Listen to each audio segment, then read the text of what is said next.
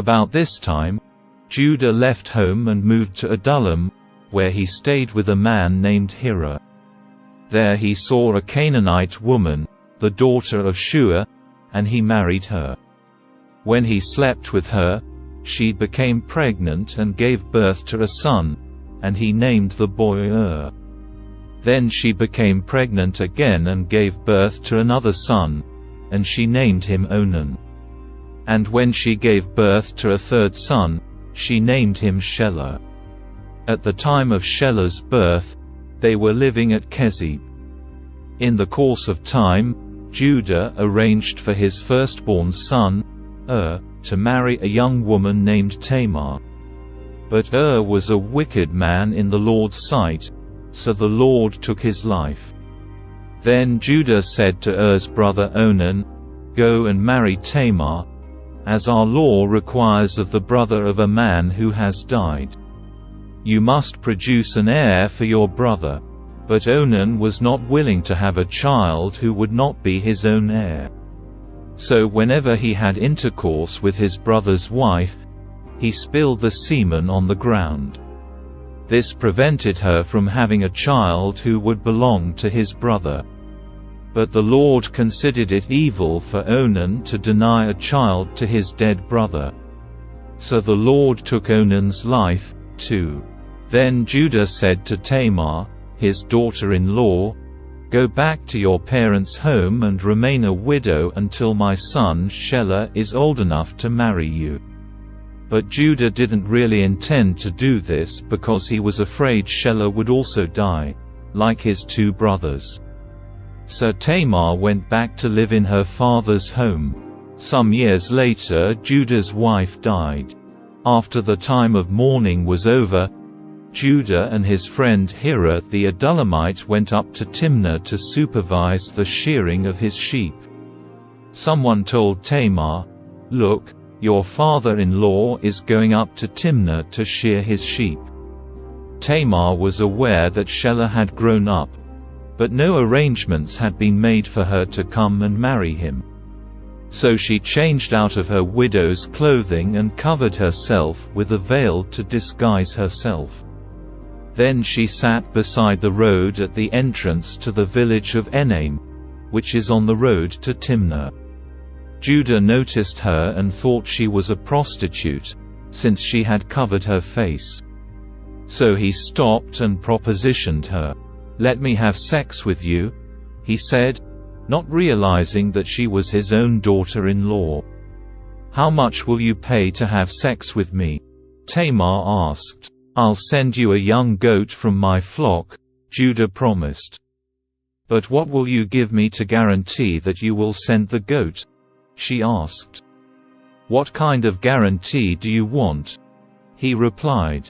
She answered, "Leave me your identification seal and its cord and the walking stick you are carrying." So Judah gave them to her. Then he had intercourse with her, and she became pregnant. Afterwards she went back home, took off her veil, and put on her widow's clothing as usual. Later Judah asked his friend Hira the Adullamite to take the young goat to the woman and to pick up the things he had given her as his guarantee. But Hira couldn't find her. So he asked the men who lived there, "Where can I find the shrine prostitute who was sitting beside the road at the entrance to Enaim?" "We've never had a shrine prostitute here," they replied. So Hira returned to Judah and told him, "I couldn't find her anywhere, and the men of the village claim they've never had a shrine prostitute there." "Then let her keep the things I gave her," Judah said. "I sent the young goat as we agreed, but you couldn't find her. We'd be the laughing stock of the village if we went back again to look for her." About 3 months later, Judah was told, "Tamar, your daughter-in-law, has acted like a prostitute. And now, because of this, she's pregnant. Bring her out, and let her be burned," Judah demanded. But as they were taking her out to kill her, she sent this message to her father-in-law, "The man who owns these things made me pregnant. Look closely. Whose seal and cord and walking stick are these?" Judah recognized him immediately and said, "She is more righteous than I am, because I didn't arrange for her to marry my son 𝗕𝗏." And Judah never slept with Tamar again. When the time came for Tamar to give birth, it was discovered that she was carrying twins. While she was in labor, one of the babies reached out his hand. The midwife grabbed it and tied a scarlet string around the child's wrist, announcing, "This one came out first." But then he pulled back his hand, and out came his brother. "What?" the midwife exclaimed. "How did you break out first?" So he was named Perez. Then the baby with the scarlet string on his wrist was born, and he was named Zerah. When Joseph was taken to Egypt by the Ishmaelite traders, he was purchased by Potiphar, an Egyptian officer. Potiphar was captain of the guard for Pharaoh, the king of Egypt. The Lord was with Joseph, so he succeeded in everything he did as he served in the home of his Egyptian master. Potiphar noticed this and realized that the Lord was with Joseph, giving him success in everything he did. This pleased Potiphar, so he soon made Joseph his personal attendant. He put him in charge of his entire household and everything he owned.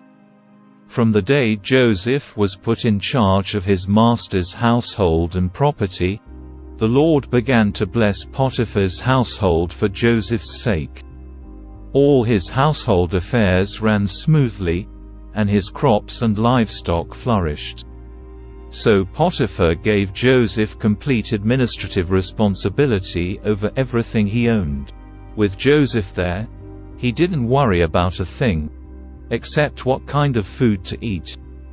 Joseph was a very handsome and well-built young man, and Potiphar's wife soon began to look at him lustfully. "Come and sleep with me," she demanded.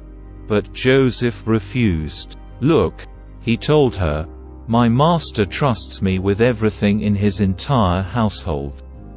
No one here has more authority than I do. He has held back nothing from me except you, because you are his wife. How could I do such a wicked thing? It would be a great sin against God." She kept putting pressure on Joseph day after day, but he refused to sleep with her, and he kept out of her way as much as possible. One day, however, no one else was around when he went in to do his work. She came and grabbed him by his cloak, demanding, "Come on, sleep with me." Joseph tore himself away, but he left his cloak in her hand as he ran from the house. When she saw that she was holding his cloak and he had fled, she called out to her servants. Soon all the men came running. "Look," she said, "my husband has brought this Hebrew slave here to make fools of us. He came into my room to rape me, but I screamed. When he heard me scream, he ran outside and got away, but he left his cloak behind with me." She kept the cloak with her until her husband came home. Then she told him her story. "That Hebrew slave you've brought into our house tried to come in and fool around with me," she said. "But when I screamed, he ran outside, leaving his cloak with me." Potiphar was furious when he heard his wife's story about how Joseph had treated her. So he took Joseph and threw him into the prison where the king's prisoners were held, and there he remained. But the Lord was with Joseph in the prison and showed him his faithful love. And the Lord made Joseph a favorite with the prison warden. Before long, the warden put Joseph in charge of all the other prisoners and over everything that happened in the prison. The warden had no more worries, because Joseph took care of everything. The Lord was with him and caused everything he did to succeed.